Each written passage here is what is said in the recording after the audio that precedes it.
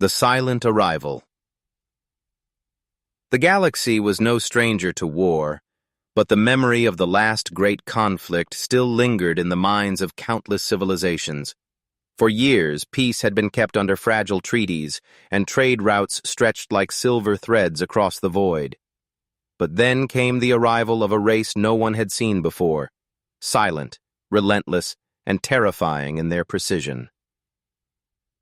The first encounter was not on a battlefield, but on a lonely listening post orbiting a dying star. A handful of human officers manned the station, bored and weary, their days filled with monitoring static signals and recording data no one ever read. When the dark shapes appeared against the red glare of the sun, the officers thought they were looking at shadows. Then, the shadows moved. Dozens of ships, each one massive and bristling with unknown technology, emerged from the void. They did not broadcast greetings. They did not send warnings. They simply erased the listening post in a single burst of white light. No survivors, no explanation. Only silence remained. When news reached Earth, fear spread like fire. Humanity had faced alien threats before, but nothing like this. The races they had fought in the past had blustered, threatened, and postured. But this new enemy was cold, calculated, and merciless. They became known only as the final race, because many believed that if they could not be stopped, no other challenge would ever come again. Across the halls of the United Human Defense Command, commanders and scientists argued late into the night. Who were they? What did they want? Could they even be negotiated with? Yet every attempt at communication was met with silence. Every human envoy ship that tried to approach was destroyed without hesitation. It was not only humans who suffered. Entire alien colonies disappeared. Fleets from old rivals, species who once thought themselves as humanity's equals, were swept aside as though they were nothing more than drifting debris. The galaxy trembled, and in the shadows, whispers grew. Only humans had resisted them longer than a single battle. The first true clash happened near the asteroid belt of Vega 9. A human fleet of 50 warships, commanded by Admiral Cross, held their line against 200 enemy vessels. For 6 hours, the battle raged. Human warships burned. Explosions lit up the blackness of space. But for every ship the enemy destroyed, humans struck back with twice the fury. The final race lost a quarter of their fleet before they withdrew. It was the first time in recorded history they had retreated. From that moment, humanity was marked. The galaxy watched as humans prepared for total war. Factories on Mars worked day and night. The shipyards around Titan forged hulls of steel thicker than ever before. Soldiers were trained in brutal regimens that broke weaker beings but forged humans into warriors with iron discipline. The other species mocked them at first, calling humanity reckless, too stubborn to admit defeat. Yet in their private councils, they whispered of something else: fear. For if the humans fell, none of them would survive. And so, the stage was set. The final race had declared their silent challenge, and humanity had answered. But beneath the grand strategies and weapons of war, the truth was more personal. In the cramped quarters of a warship, a young human lieutenant stared out the viewport at the stars. He thought of his family on Earth, of the children playing under the blue sky, and he whispered a promise to himself. "We will not be erased. Not now. Not ever." The fleet engines roared, lighting up the dark like sparks from a forge. Humanity was moving, not just to defend, but to strike back. Yet even as they prepared, few knew the truth. The enemy had not shown in their full strength. The final race had only tested the humans. The real war was still to come. And when it did, it would shake the stars themselves. The first counterstrike. The first retreat of the final race near Vega 9 had given humanity something it had never known before in such dark times: hope. Across Earth and its colonies, that single battle became legend. Children whispered stories of the humans who stood against impossible odds, while leaders repeated one line again and again in their speeches. We made them bleed. But hope was fragile, and it came with a heavy cost. Nearly half of Admiral Cross's fleet had been reduced to drifting wreckage. Thousands of families mourned the loss of their loved ones, and the enemy had not vanished.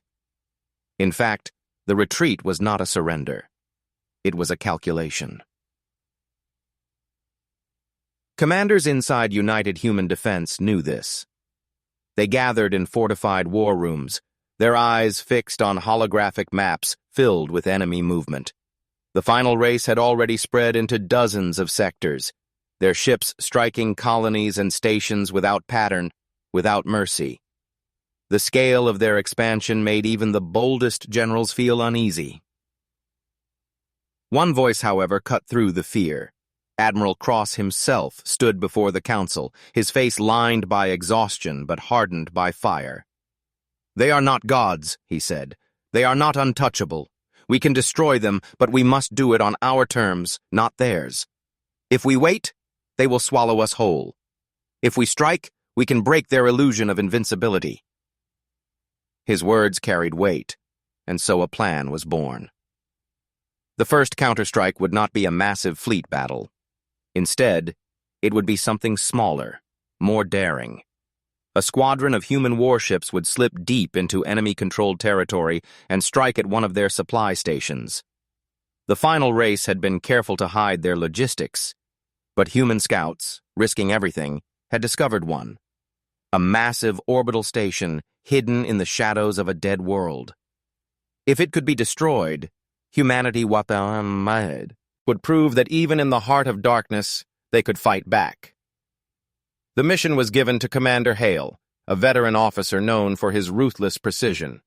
His ship, Resolute, led 6 others into the void. They traveled in silence, their comms dark, their engines burning low to avoid detection.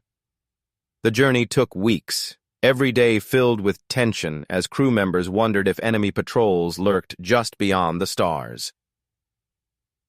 When they finally arrived, what they saw chilled them. The station was colossal, larger than any human construction, its surface bristling with towers of metal and energy conduits glowing like rivers of molten light. Dozens of enemy ships orbited it, moving in patterns so exact they seemed more like machines than living beings. For a moment, silence filled the Resolute's bridge. The crew stared at the sight, fear tugging at their hearts. This was not just a station. It was a fortress. Commander Hale broke the silence with calm, steady words. "Remember why we are here. If we strike this place, they will know we are not prey. We are hunters." The attack began. Human ships roared forward, their cannons blazing with fury. The element of surprise was their only ally. Explosions ripped across the outer defenses of the station as human torpedoes slammed into shield generators. Enemy ships scrambled to respond, but the humans were already inside the perimeter, weaving through fire like wolves among giants. On the Resolute, alarms screamed, and sparks showered from broken panels as enemy blasts tore into the hull. Still, Hale stood tall, his voice steady as he directed the fight.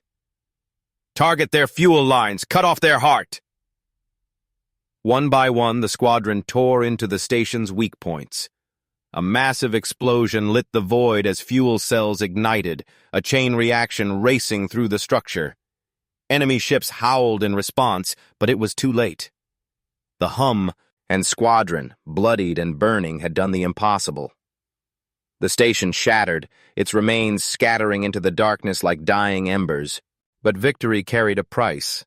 Of the 7 human warships, only 3 escaped the inferno. The Resolute was among them, its hull scorched, its crew battered but alive.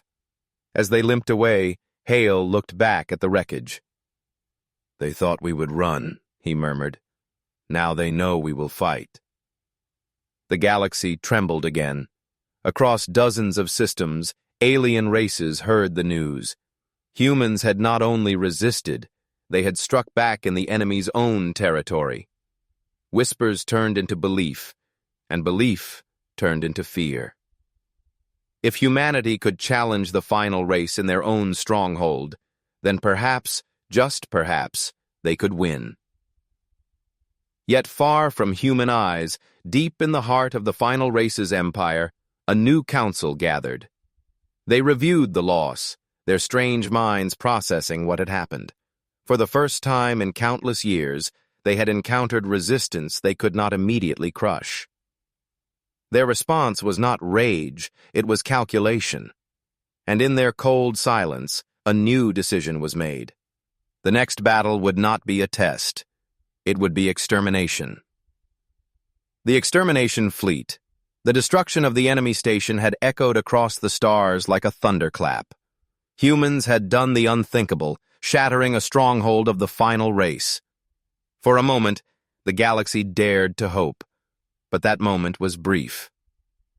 The final race was not known for mercy, and they were not known for hesitation. Within days, their answer arrived. Scouts at the edge of human space detected the first signs. A swarm of energy signatures, vast and overwhelming, stretching further than their sensors could measure. It was not a patrol. It was not a test. It was a fleet designed for one purpose only: extermination. The extermination fleet. It moved like a storm, swallowing light as it advanced. Entire planets emptied in panic, their skies filled with evacuation ships fleeing into the dark. Old enemies of bomb. Humanity, once eager to see humans humbled, now begged for alliance, for protection, for survival. In the heart of Earth's Defense Command, the alarms never stopped ringing. Maps lit up with flashing red, each signal marking another world under threat. Generals shouted over one another, demanding impossible defenses. Politicians wept in secret chambers. But through the chaos, one thing became clear. The fleet was coming straight for Earth. Admiral Cross, scarred from Vega 9 but still unbroken, stood before his officers with iron in his voice. "We cannot run. If Earth falls, humanity falls. This is where we stand. This is where we fight." And so humanity prepared. From the shipyards of Mars, from the forges of Titan, from the orbital factories of Europa, warships poured into the void. They were not elegant. They were not perfect. But they were human, sturdy, fierce, and filled with crews who refused to surrender. Civilian freighters were converted into carriers. Mining rigs were turned into gunships. Even outdated relics from past wars were dragged back into service, their hulls patched, their weapons refitted. The galaxy watched in disbelief as humanity forged the largest fleet it had ever assembled. 100, 200, then 300 ships gathered near the orbit of Earth, their formations stretching across the black like a wall of steel and fire. On the surface below, billions of civilians prepared for the unthinkable. Families crowded into shelters, soldiers marched through the streets, and the skies glowed with the constant launch of transports. Children clutched their parents' hands and whispered the same words that echoed in every heart. "Don't let them take us." Then, on the edge of the solar system, the storm arrived. The extermination fleet descended in silence. Thousands of enemy warships, their hulls gleaming with alien light, spread across the stars. They moved with cold precision, as though every maneuver had been calculated long before humans even existed. The first clash came near the orbit of Pluto. A human vanguard fleet, 200 ships strong, engaged the enemy head-on. The battle burned bright and furious, but it was a slaughter. Human warships were torn apart by beams of energy that cut through steel like paper. Explosions lit the void, and debris rained across the frozen world. Yet even in defeat, humans made them bleed. 20 enemy warships fell, their hulks breaking apart under the desperate counterfire of human guns. The survivors retreated toward Neptune, where the main fleet waited. There, the true battle would begin. On the bridge of the flagship Iron Resolve, Admiral Cross stood with his officers. The view outside showed the enemy fleet stretching across the horizon, endless and terrifying. Yet his voice was steady, his eyes sharp. "They believe this is the end," he said. "They believe they can erase us. But they forget one thing. We are human. And when humanity is cornered, we do not kneel. We fight, we burn, and we rise." A cheer rippled through the crew, not of joy, but of grim determination. They all knew what was at stake. This was not a battle for victory. It was a battle for survival. Signals crackled across the fleet as captains gave their final words to their crews. Some whispered prayers, others gave jokes to lighten the fear. But all carried the same promise. They would hold the line. The stars lit up as the two armadas collided. Human ships charged with reckless courage, firing every gun, every missile, every weapon they had. Enemy ships responded with cold precision, their beams carving through the fleet. Hulls ruptured, crews screamed, and the void became a graveyard of fire. And yet, through the chaos, humans fought like no other race had ever fought before. Where one ship fell, another rose to take its place. Where one defense line broke, another formed. For every human loss, the enemy paid in blood and steel. The battle raged for hours, with no sign of mercy, no chance of retreat. Earth trembled beneath the echoes of war, and far above, in the burning sea of ships, humanity made its stand. But the extermination fleet was vast, and as the hours passed, even the strongest began to falter. The outcome hung on a knife's edge. And in that fragile balance, a single desperate idea was born, an idea that would decide not only the battle, but the fate of the galaxy itself. The desperate plan, the battle around Neptune, had become a nightmare. Explosions painted the void in crimson fire, and human ships drifted as wrecks among the stars. Still, the fleet fought on, bleeding for every inch, refusing to surrender. But everyone knew the truth. The extermination fleet was too large. If nothing changed, Earth would fall. On the Iron Resolve, Admiral Cross watched the tactical display with grim eyes. His fleet was down to half its number, while the enemy still outnumbered them by hundreds. Yet even in despair, his mind kept searching. There had to be a way. There always was. "Admiral," said one officer, her voice trembling, "we can't hold them much longer." Cross did not answer at first. His gaze stayed fixed on the star maps, where the gas giant Neptune loomed, its stormy clouds swirling in silent fury. Then, slowly, an idea began to form. It was insane. It was impossible, but it was the only chance. "Order every ship to fall back behind Neptune," Cross said at last. "We will draw them in close." The bridge fell silent. The crew stared at him, uncertain if they had heard correctly. Neptune was not a fortress. It was not a weapon. It was a planet of storms and frozen seas. But Cross saw something else. The fuel depots hidden in its orbit. For years, humanity had used Neptune's moons to stockpile volatile antimatter, enough to fuel fleets for decades.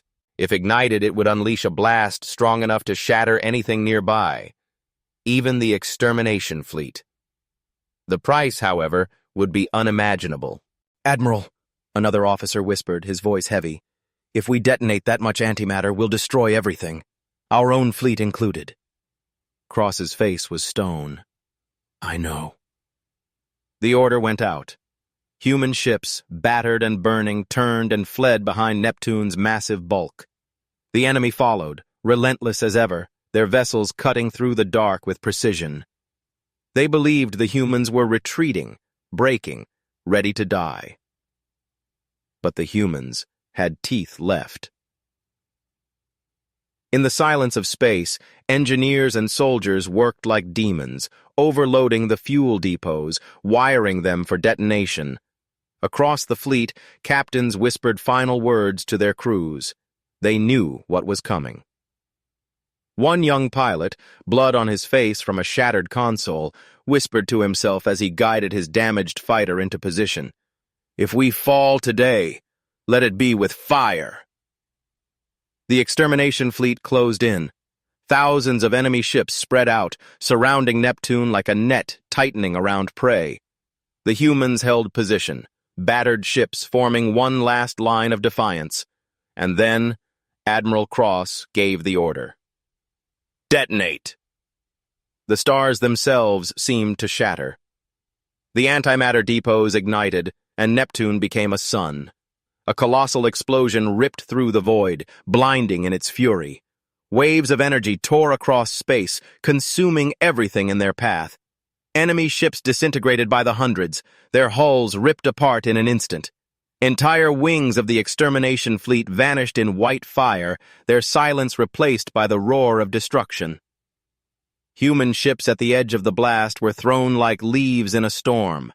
Hulls cracked, shields collapsed, and many vanished in the inferno. But others survived, battered yet alive, their crews clinging to their stations as firestorms raged across the black.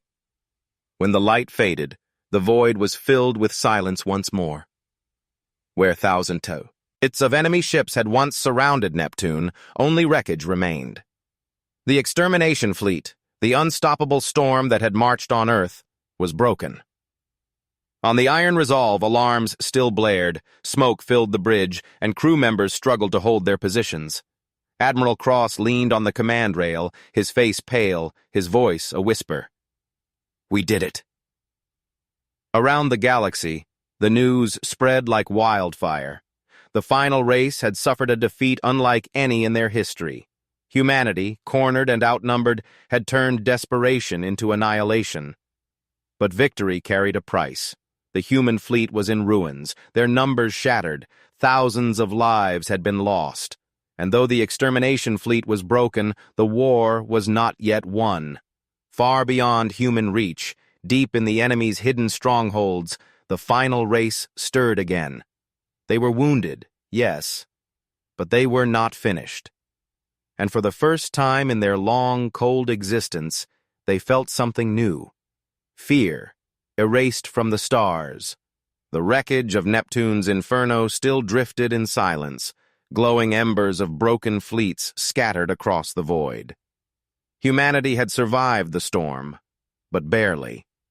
Their fleets were torn and bleeding, their soldiers exhausted, their people mourning. Yet even in ruin, one truth echoed across every surviving ship. The final race could be defeated. The galaxy listened in awe. Races that had once mocked humanity now sent envoys begging for alliances. Worlds that had lived in fear looked to Earth for leadership. Humanity had done what no one else dared. They had faced the unthinkable and lived. But Admiral Cross and his commanders knew the war was not finished. The extermination fleet was shattered, but the enemy still existed. Their empire still spread across dozens of sectors. If left alone, they would rebuild, and when they returned, the galaxy would not survive. This war had only one ending: complete erasure. From the shipyards of Mars and Titan, every surviving hull was repaired, refitted, and reforged. Fresh crews were trained, armed, and sent into the void. Humanity reached out to its old enemies, those who had once battled against Earth, and forged them into allies. The galaxy united under one banner, not out of loyalty, but out of necessity. And at the head of this coalition stood humanity. The plan was simple, brutal, and final. Take the war into the enemy's heart. Destroy their homeworld, burn their empire until nothing remained.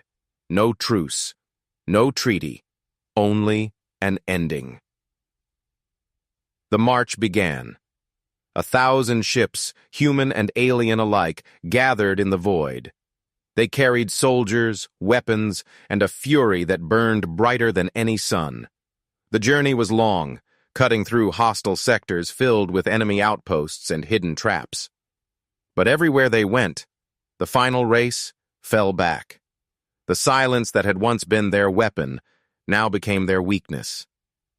And then, at last, the fleet arrived. The enemy's home system loomed before them, a dark star surrounded by colossal fortresses, each one larger than a city. Warships swarmed like hornets, their black hulls gleaming with deadly light. At the center of it all, their homeworld hung in the void, a jagged world of obsidian mountains and endless firestorms. It was here the final race had been born, and it was here they would end. The battle began with a roar. Human warships surged forward, leading the charge. Missiles streaked through the void, railguns thundered, and beams of light carved across the black. Alien allies followed, striking with desperate courage. The enemy responded in kind, their fleets clashing in a storm of fire and steel. The void became a graveyard once more. Ships shattered, explosions consumed entire wings.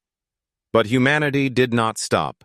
They drove deeper and deeper into the heart of the system, tearing through defense lines with sheer ferocity. On the flagship Iron Resolve, Admiral Cross stood tall, his voice carrying across every channel. "This is the day we end them," he said.